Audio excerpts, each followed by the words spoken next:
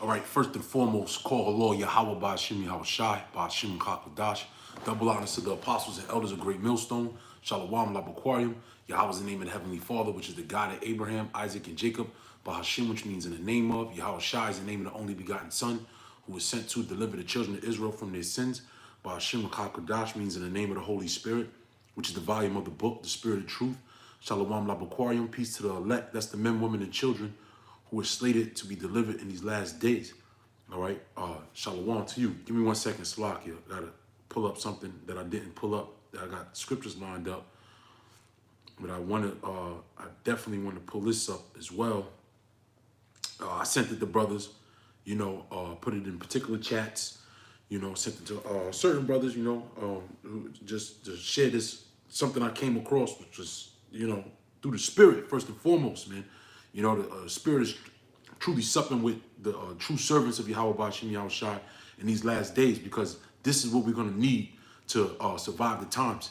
Nothing carnal is going to be able to save us, okay, including the law, all right? And I'm going to get into that as well, as far as cardinal ordinances, all right, about Melchizedek, all right, about the house of David, okay? So earlier today, like I advocate to brothers, if you do laborers work, if you have the opportunity, turn the scriptures on. The Spirit was on me today to I usually rock my headphones and I play the scriptures while I'm working, and the Spirit jumped on me and said, let me go into some history.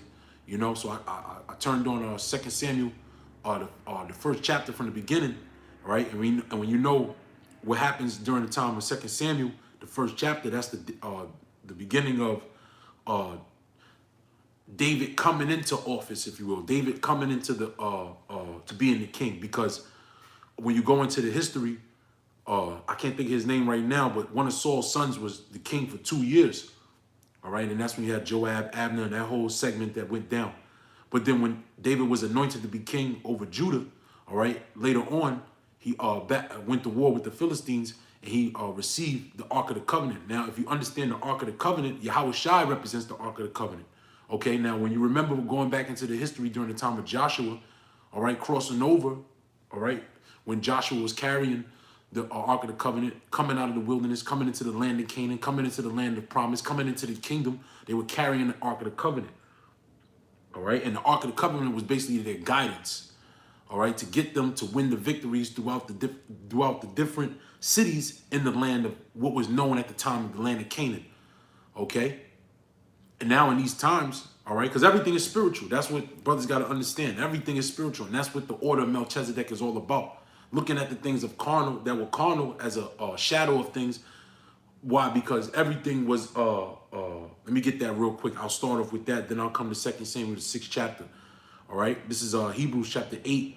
And I'm going to start at verse 4. For if he were on earth, he should not be a priest, seeing that there are priests that offer gifts according to the law, right? This is talking about the high priest, right? Which is truly Yahweh Shai. Yahweh Shai is our high priest. He's the one that offered himself for that sacrifice for us to receive this knowledge, for us to obtain salvation in these last days.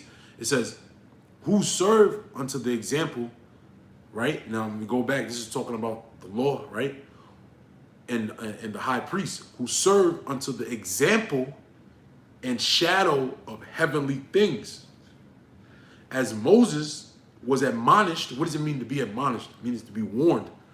And when Moses, he received the law, he was admonished of the Most High when he was about to make the tabernacle. For, seeth he that thou make all things according to the pattern showed to thee in the mount. Right? Because Moses got a vision of what the tabernacle was supposed to be, and the ordinances, and the rituals, and the basically the order of things. What pots to use, what tongs to use, what incense to burn, when to burn them, all right, how to burn them, how to do the sacrifices, when to do the sacrifices. He got all that by looking in the heavens.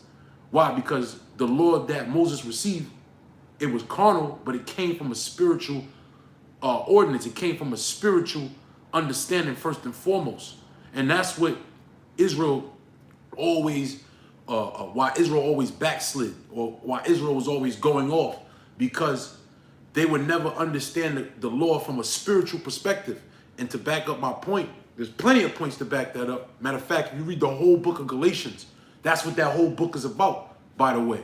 And when you read the book of Galatians, it only fits the children of Israel. Why would Paul be going back and forth with the church of Galatia saying, look, did you not receive this truth through the Spirit and not by the law? Why? Because the church of Galatia was actually trying to obtain righteousness through the law. So that would have to make them Israelites. Why would heathens try to obtain righteousness through the law? It makes no sense. And then you had individuals, okay, you had certain Jews of the circumcision, all right, that were in synagogues in these different cities, Galatia, Thessalonica, Philippi, that were trying to convert the minds of the true believers of Yahweh Shai, that were believing in Yahweh Ba'ashem Yahushai in spirit and in truth, to make them go into the ordinances of the Lord, to convince them that righteousness came by those carnal means, okay? But Paul was fighting tooth and nail, trying to look, that's not what it's about, okay? So, I kind of lost my train of thought. 1 second, I'm gonna get it back. All right. Let's go to back to 2 Samuel, the 6th chapter. All right, because that's what it's all about, man. Okay. I'm going to this. I'm going to Hebrews, the 7th chapter as well. All right, and we're going to go into Melchizedek, the spiritual priesthood. Okay, there's something else I wanted to get. Lord's will come back to me. But let's jump down to 2 Samuel 6, and I'm gonna start at verse 11. Right.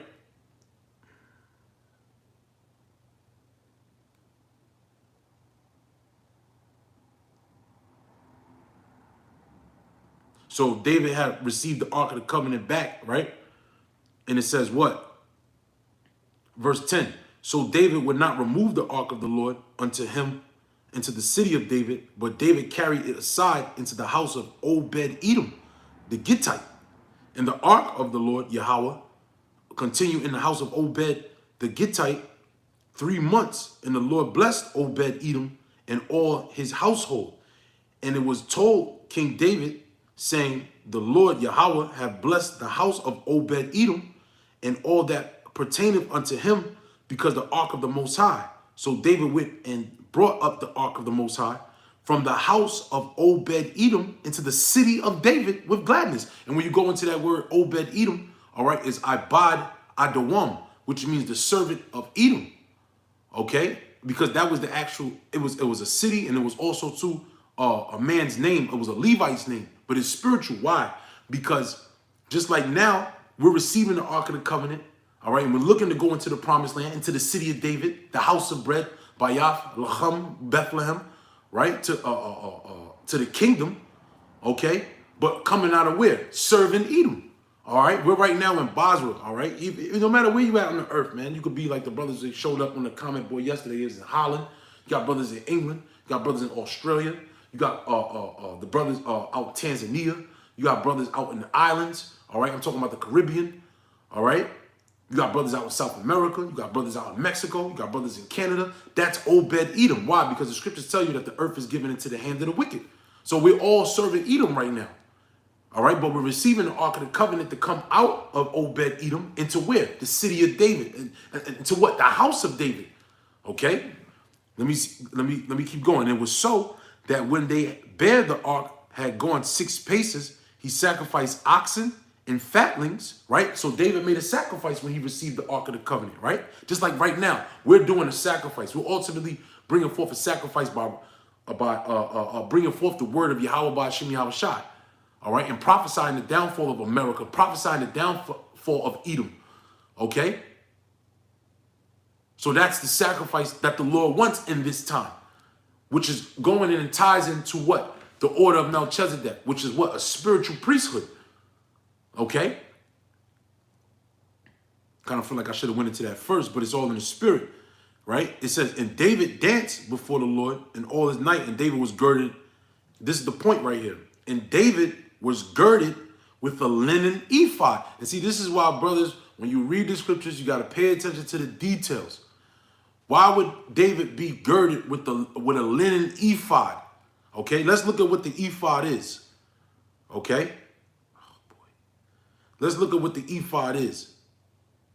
All right, the Hebrew word there is apawad. All right, which is priestly garment, shoulder cape. All right, and the Spirit got on me yesterday to speak about the priestly garment. And that's the Spirit, man. Why? Because you have a lot of Israelites out there right now that are not walking out there with their priestly garments on. All right, they walk around with T-shirts and fringes, polo shirts and fringes, baseball, basketball, football jerseys with fringes. All right, no, you're supposed to put a priestly garment on. The scriptures call this a frock. All right, look that word up. It shows up in the book of Sirach. It's F-R-O-C-K. It's a frock. All right, the frock, just like Yahweh Shai, when he was in his glory, it said what? That he was clothed with the garment down to the foot. Why? Because he was coming. He is Melchizedek. All right, he's Melchizedek. All right, he's the king of righteousness. And what happened during that time with Abraham? Okay, which I'm gonna go to that. All right, but first I want to show the fact that what? That David, okay, he put on the ephod, man. Okay, which is what? The priestly garment that would have the 12 stones. Why is David, who is not a Levite, wearing a priestly garment? Okay, why? Because this is showing you that the priesthood is spiritual. All right, the king of righteousness, man. Because Melchizedek wasn't only just a king, but he was also a priest, and that's who David. Who Moses. Ooh, that's the spirit. Not Moses. Abraham. Salakia. Who Abraham gave tithes to before what? Before the law was actually written on tablets of stone. You see, showing you that the priesthood was always spiritual. Okay, and now in these times, the men of the Lord are out forth, bringing forth that sacrifice spiritually. All right, and gathering what? They're gathering the tabernacle of David. They're gathering the house of the Lord. All right, and what was going on? Why did David? Oh man, this is crazy. Let's go. Matter of fact, let's jump to 2 Samuel chapter 7 and 1. And it came to pass when the king sat in his house, and Yahweh given him rest round about from all his enemies, the king said unto Nathan the prophet, see now, I dwell in the house of cedar, right? But the ark of the Most High dwelleth within curtains. And Nathan said to the king, go do all that is in thy heart, for Yahweh is with thee. And it came to pass that night that the word of the Lord came unto Nathan, saying, go and tell my servant David, thus saith Yahweh, shalt thou build an house for me to dwell in? Whereas I have not dwelt in any house since the time I have brought up the children of Israel out of Egypt, even to this day, but have walked in a tent and in a tabernacle. Right? Because the Ark of the Covenant represented Yahweh Ba'ashim Yahweh Shai. Okay? And that Ark of the Covenant was in the tabernacle that Moses established, that Moses built. By the way, the people, check this out. When you go into the book of Numbers, if I'm not mistaken, right? Yes, it's the book of Numbers. When you go into it, all right, who actually built the tabernacle? It was Judites. All right? You have the three sons of Levi who would play the part of the sacrifice and the rituals and the ceremonies of the ordinances, or those cardinal ordinances, but it was actually Judites that built the tabernacle. How about that?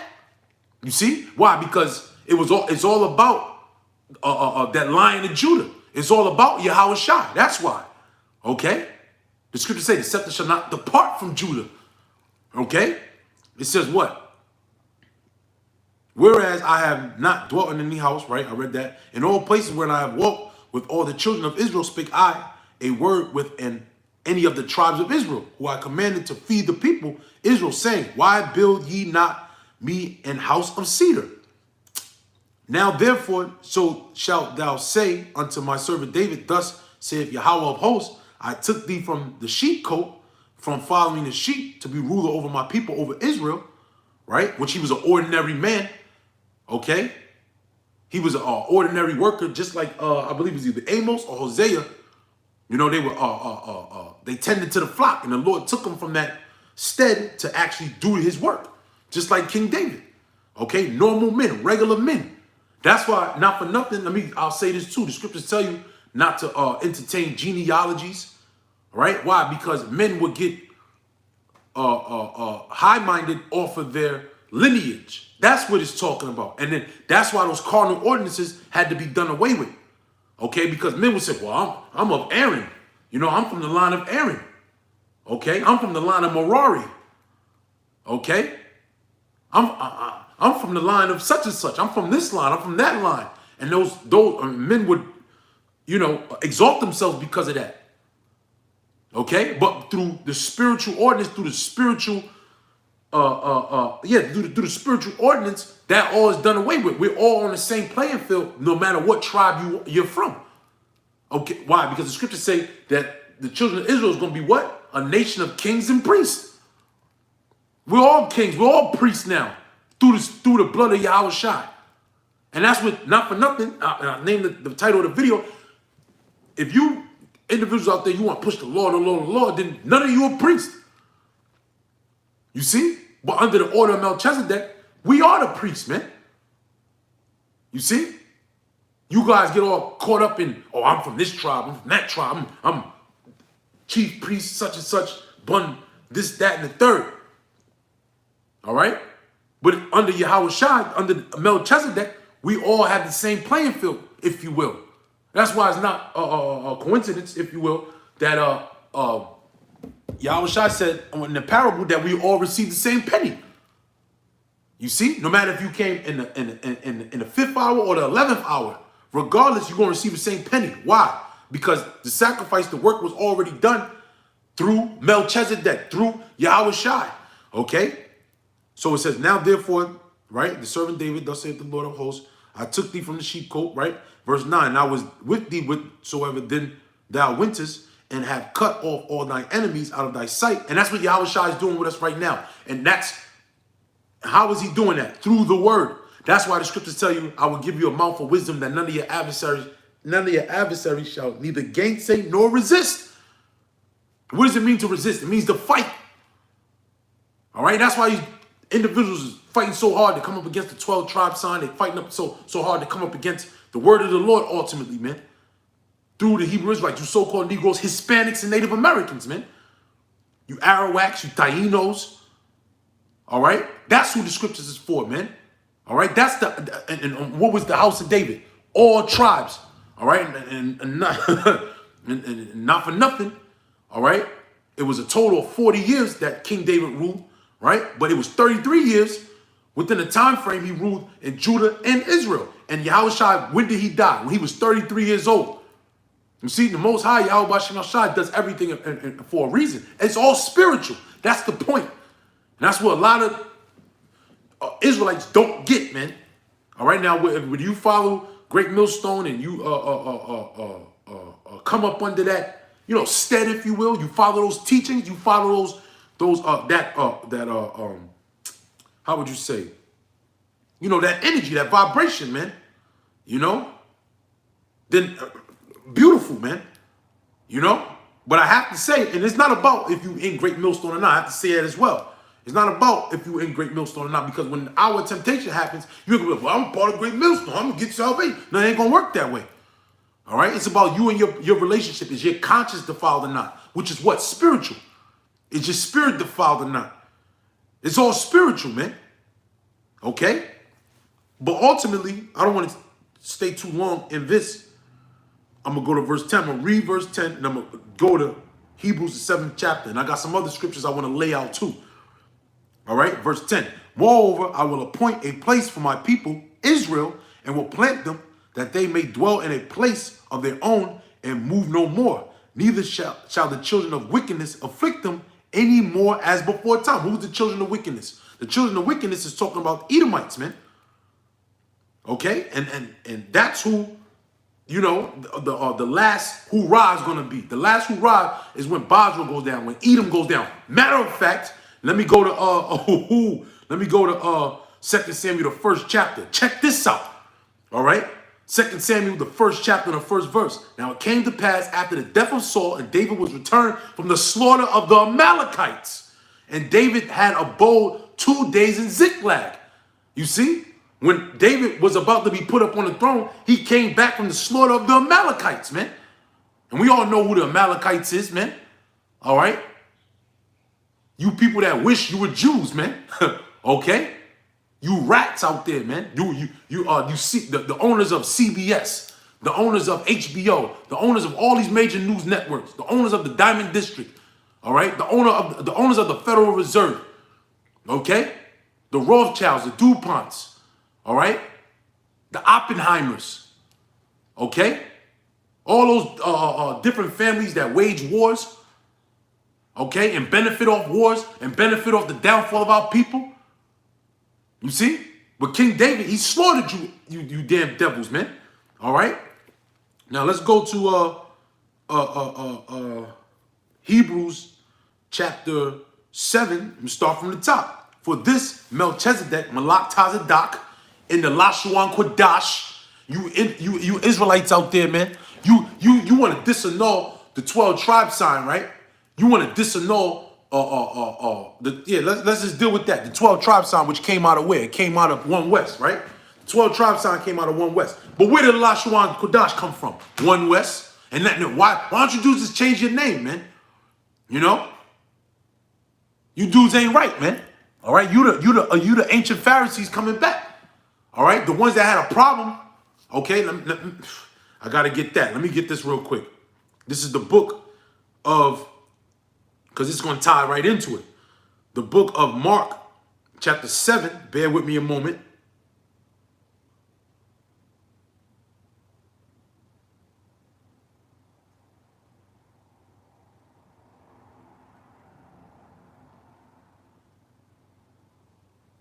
Give me a moment. Baba Kushar.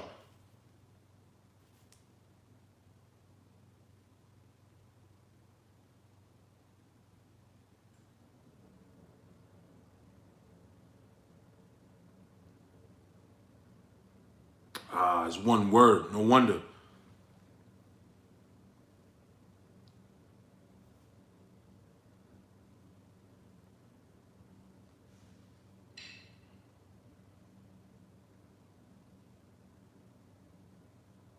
This is Matthew chapter 12. I'm going to start from the top. At this time, Yahushua went on the Sabbath day through the corn, and his disciples were an hungered and began to pluck the ears of corn and to eat. When the Pharisees saw it, they said unto him, Behold, thy disciples do that which is not lawful to do upon the Sabbath day. But he said unto them, Have ye not read that David did what David did when he was an hungered, and they that were with him, how he entered into the house? Who was the ones that were with him? The house of David. And how he entered into the house of the Most High and did eat the showbread. So David put the ephod on and he ate the showbread. Which the showbread was only supposed to be eaten by particular sons of Levi. Not just Levites. Okay? You had particular sons of Levi that will play a part in their job of working the tabernacle. Like, for instance, I'll give you an example. Zacharias, the father of John. Okay? I used to know those names off top, but I can't think of them. But if I'm not mistaken, it was the line of Merari was the line which were the ones that were able to do the ordinances and touch particular vessels. Okay? That's what Zacharias, the father of John, that's what he was doing.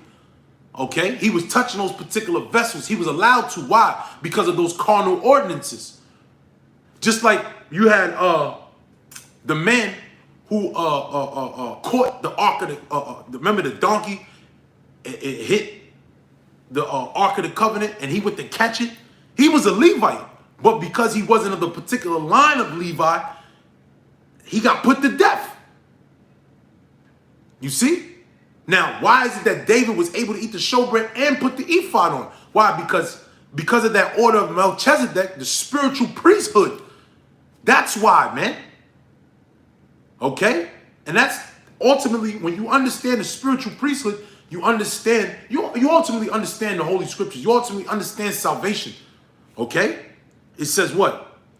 So David, he said how he entered into the house of the Most High and did eat the showbread, which was not lawful for him to eat, neither for them which were with him, but only for the priests. And that's what you other Israelites, I have to say, you hang everything. And that's what I'm going to get into them other scriptures. You hang everything off the law, man. All right? But salvation is not going to come by the carnal ordinances. That's why the unity camps, that unity camp, it led into something what? Carnal. And I'll say this real quick, man. You know, the judgment may very well fall on a lot of you individuals, man, because the scriptures first and foremost tell you, you reap what you sow. The scriptures say, he that soweth corruption shall basically reap death, man. No, scriptures say, he that soweth to the flesh shall reap corruption. Crips, Bloods, gangbanging and all that. You wanted to promote all that, right? Now you got individuals at your head. You see? All right? Why? Because you reap what you sow, man. You want to sow carnal things, you're going to reap corruption, man. You're going to reap death. Okay? That's why the scriptures say, he that soweth some spiritual things shall reap life, man. All right? And when we understand these things spiritually and we apply ourselves spiritually, we're looking for salvation, man. We're looking to have eternal life. We're looking not to die, man. All right? I don't want to get too hyped, you know, but you got to be excited too, man. I say that too, man. If you're not excited about this thing, this thing may not be for you, man. Because I'm excited every day about this thing, man. You know, through the spirit. You know, it's the spirit of joy, the spirit of rejoicing. The scriptures tell you that, man. Okay? So from there, now let's go let's go to Hebrews, the 7th chapter. Okay? So we can get the full picture here, man. Okay? And that's why I tied it all in. Because David, he did all these things. And through that house, it was received mercy. Okay? Why? Because because the Most High established spiritual ordinances through the house of David. Okay? Hebrews 7:1. For this Melchizedek, king of Salem, which is what? King of peace. Okay? It says what? Salem, priest of the Most High, who met Abraham returning from the slaughter of the kings and blessed him, to whom also Abraham gave a 10th part of all, first being by interpretation king of righteousness, and after that the king of Salem, meaning the king of righteousness and the king of peace, because that's what Malak meaning king, Tazadak meaning righteousness, right? Which is king of peace, without father, without mother, without descent, having neither beginning of days nor end of life, but made like unto the Son of the Most High, abideth a priest continually, right? Because Moses didn't have carnal ordinances. He didn't have the laws written on tablets of stone. But he knew in the spirit to give this man tights. You see? Now, and that's why I'm going to go into Galatians. All right? It says, now consider how great this man was, unto whom even the patriarch Abraham, our patriarch, meaning our top forefather. Where does it start with? Abraham, Isaac, and Jacob. So if you want to know anything, you want to obtain righteousness, you want to obtain favor, you want to be a friend of the Most High, you want to pay attention to what Abraham was doing. Abraham was operating in the spirit completely. That's what it says in Hebrews 11th chapter, man. Okay? It says what? And verily, now consider how great this man was, unto whom even the patriarch Abraham gave the tenth of the spoils. And verily, they that are of the sons of Levi, who receive the office of the priesthood, have a commandment to take tithes of the people according to the law. That is, of their brethren, though they come out of the loins of Abraham. But he whose descent is not counted from them, received tithes of Abraham. You see? So that disannuls the carnal ordinances, because that same ordinance was done in the spirit first. You see? It says, and without all contradiction, meaning contra meaning against, diction meaning word. Meaning this didn't go against the word of the Lord. Okay, which is according to the spirit. The less is blessed of the better. And here men that die receive tithes. But there he receiveth them, of whom it is witnessed that he liveth. See? Because the law was made for carnal men. You see? So to all you individuals, you Israelites, it's the law, the law, the law. You're carnal, man. And it's the same individuals that are not even truly keeping the law. You can get lineups, you can have long hair, right? You got individuals talking about chicken is on. You can't eat chicken. The manna that fell from was mushrooms, magic mushrooms. You got all kind of craziness that's coming out of the mouth of Israelites. But yet, yeah, I keep the law, though. I keep the law. I keep the law. You can get lineups, you know. That's one of the main things. That's, you know, a lot of Israelites that that's one of the things that they push, you know.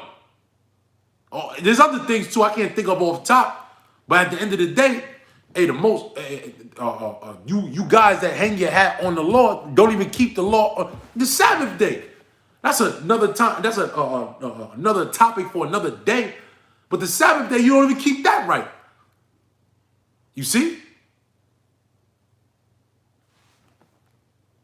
It says in verse 8, and here men that die receive tithes, there he receiveth them of whom it is witness that he liveth. And as I may so say, Levi also who received tithes paid tithes in Abraham, right? The Levites had to pay tithes. You see, all men of Israel had to pay tithes.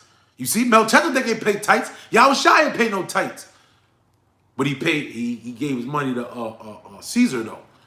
You know, that's it's spiritual. You see, he rendered unto Caesar what it was Caesar's. And you got a lot of Israelites. See, that's how you know you dudes are very carnal, because you got a lot of Israelites trying to duck and dodge paying taxes. You see, you got a lot of Israelites trying to duck and dodge the system. Yahushua ain't duck and dodge the system. When he came before Pilate, he basically humbled himself. You see. But you individuals, oh, fuck Esau ain't getting my money, fuck that. You got Israelites changing their names. You got Israelites trying to basically be off the grid. You see? Which that's carnal. All right? You're going to get caught up in martial law. Guarantee that. You want to claim sovereignty. You got Israelites that pushing how to get around the loopholes of the law. You know, and I remember I told Apostle Gabar about a particular story. He laughed. All right? The things that are eternal is going to help us to deliverance. You see? It says what? Now, that's why Romans the 3rd chapter, Paul had to emphasize, do we not keep the law because of faith? The Most High forbid. Yeah, we established the law. So yeah, the laws that we can't keep to the best of our ability, we're going to do. Why? Because it's still a law. It's in all reality, the scriptures, hey, Romans 7 and 14. For we know that the law is spiritual, but I am carnal, sold unto sin. Scriptures tell you that the law have dominion over a man so long as he lived. So it's not like we saying get away from the law, but we understand that the law is not what's going to bring us to righteousness. Now it says what? And that was exposed through King David in the house of David. I want to put that in there as well. Okay? It says what? I'm in the wrong chapter.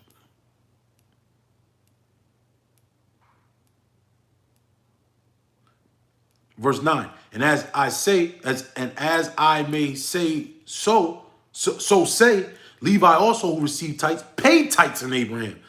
For he was yet in the loins of his father when Melchizedek met him.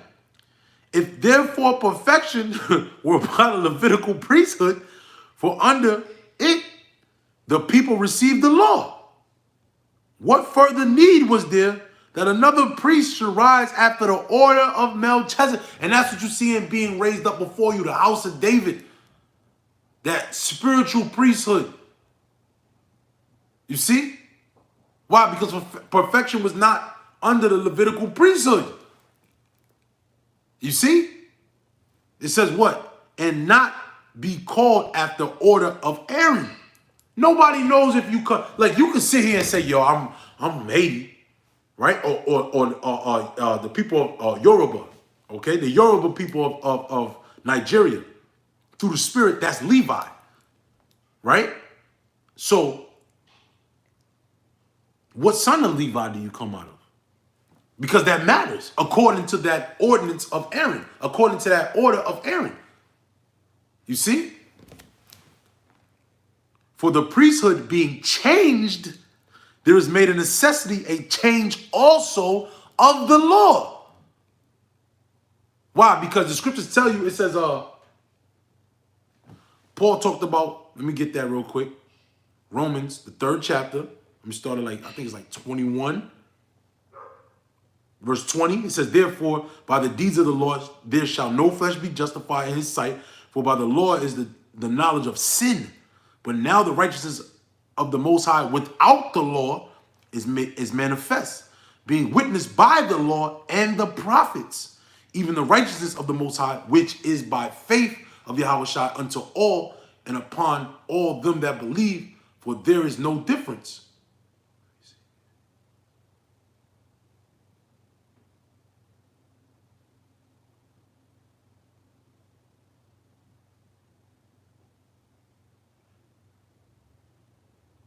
Because it said, I don't know if that's the exact words.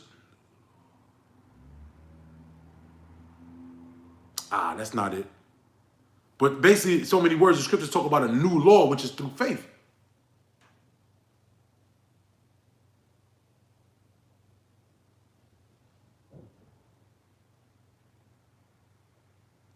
Yeah, and that's why the law was changed, because the new law is through faith. Why? Because that's what it's all about. Let me go to this. This is Romans, the 9th chapter. And I want to start at the 3rd to last verse. Verse 31. But Israel, which followed after the law of righteousness, have not attained to the law of righteousness. Wherefore?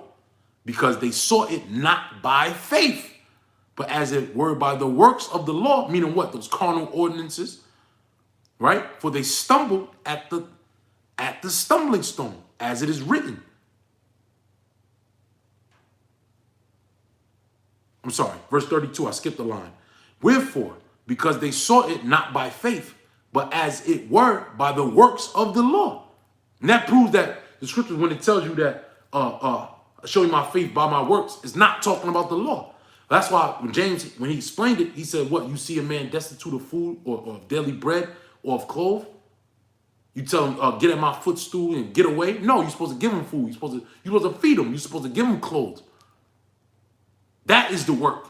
Going out on the highways and hedges and teaching out people salvation. That's the works. Okay? Not the law. All right? And what proves that, and I have to bring this up again, the male factor, I believe he was called, the man that was on the right hand of Yahushua, which was a thief. What law did he keep to receive paradise? Okay? To receive the kingdom of heaven. There was no law that he kept. Okay? He just believed that Yahushua was able to forgive his sins, and that's how he obtained righteousness. You know? Verse 33, as it is written, behold, I lay in Zion a stumbling stone, a rock of offense, meaning a stumbling. Okay? Scandalizo in the Greek. And whosoever believeth on him shall not be ashamed. All right? Now, let me go. I read what I read. I got some other scriptures I want to bring out, and I'm going to close. Okay? This is 1 Timothy chapter 1 and verse 8. But we know that the law is good if a man use it lawfully, knowing this, that the law is not made for a righteous man, but for the lawless and disobedient, for the ungodly and for sinners and for unholy and profane, for murderers of fathers and murderers of mothers, for manslayers, for whoremongers, for them that defile themselves with mankind, for men stealers, for liars, for perjured persons, and if there be any other thing that is contrary to sound doctrine. Okay? According to the glorious gospel of the blessed power, which was committed to my trust. Okay? This is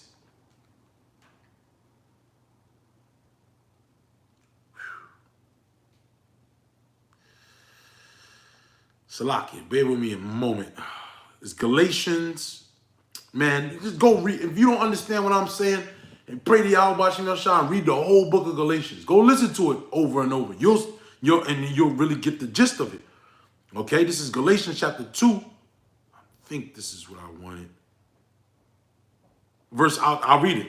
Verse 16, knowing that a man is not justified by the works of the law, but by the faith of Yahweh Shai Mashiach, even we, and why was Abraham counted a friend? Because he was a faithful servant. And he showed forth that faith by giving those tithes to Melchizedek. Meaning no one had to tell him to do that. Okay? Even we have believed in Yahweh Shai Mashiach that we might be justified by the faith of Yahweh Shai and not by the works of the Lord. For by the works of the Lord shall no flesh be justified. And through the Spirit, I'm going to say this again. The only ones that's pushing this is Great Millstone. Point blank, period. Okay? Verse 21, I do not frustrate the grace of the Most High, for if righteousness cometh by the law, then Yahweh Shai is dead in vain. I was looking for that verse, but that's the Spirit. I read it. See? See, if you want to say you can justify by the works of the law, because the scriptures tell you if you break one law, you break them all. So that means Yahweh Shai died in vain, man. Yahweh Shai died so you don't have to keep the whole law. Hello? You know? There's some other ones. I'm going to go Galatians. I know it's another one. Here we go. Galatians 3:17, I'll start. And this I say, that the covenant that was confirmed before of the Most High in Yahweh Shai, the law, which was 430 years after, cannot disannul, that it should make the promise of none effect. For if the inheritance be of the law, it is no more of promise. But the Most High gave it to Abraham by promise. Okay, the second covenant is not because you kept the law perfectly, you're going to receive salvation. The second law is the second covenant is through the promise. That's how we receive that. We're going to receive salvation. We're going to receive the kingdom through the promise, through the word, period. Okay? Wherefore then serve the law? It was added because of transgressions to the seed, till the seed should come to whom the promise was made. And it was ordained by angels in the hand of a mediator. Case closed, man. You see? So a lot of you individuals, I'm telling you, and it helps me. What made me really want to go into this as well is because this whole thing, Masharai Allah, this government of Israel, you got Israelite unity camps, and yet you come into unity under the law, which makes no sense.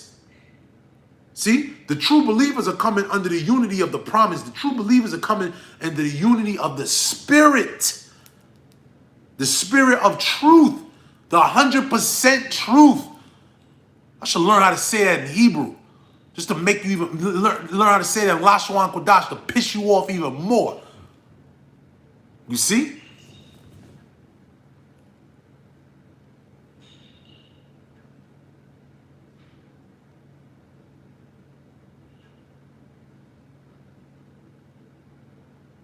Yeah, man, read the book of Galatians, you know? The book of Galatians caps it off, you know?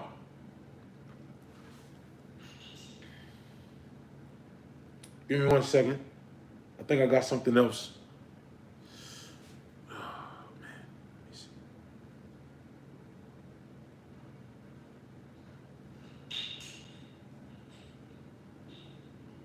Nah, that's it. I think I'm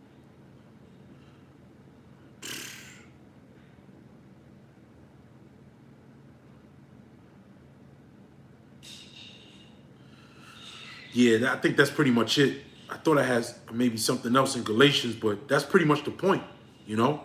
Hey, look, man, King David, he wore that ephod, he ate the showbread, which was unlawful. But why was he able to do that? Through the mercy, through the promise of Yahweh B'Shem Yahweh Shai. Why? Because King David and the house of David represent that order of Melchizedek at the end of the day. That's what it all boils down to. You see?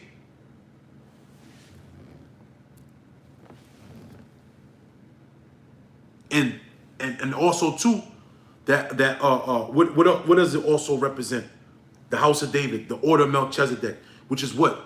That spiritual house, that spiritual tabernacle. All right? Oh, let me get that. Let me get that. I'm gonna close on this.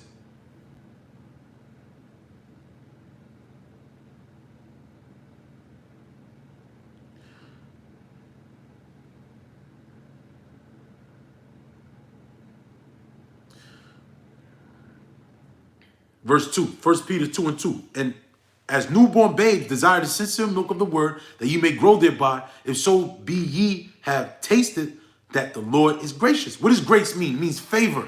That's how we're receiving salvation, through favor, not by your own works. To whom coming as unto a living stone, disallowed indeed of men, but chosen of the Most High and precious.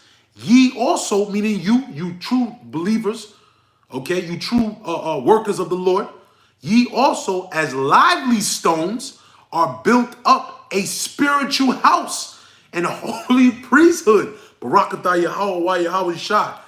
The holy priesthood is a spiritual priesthood to offer up spiritual sacrifices acceptable of the Most High by Yahweh Shai HaMashiach.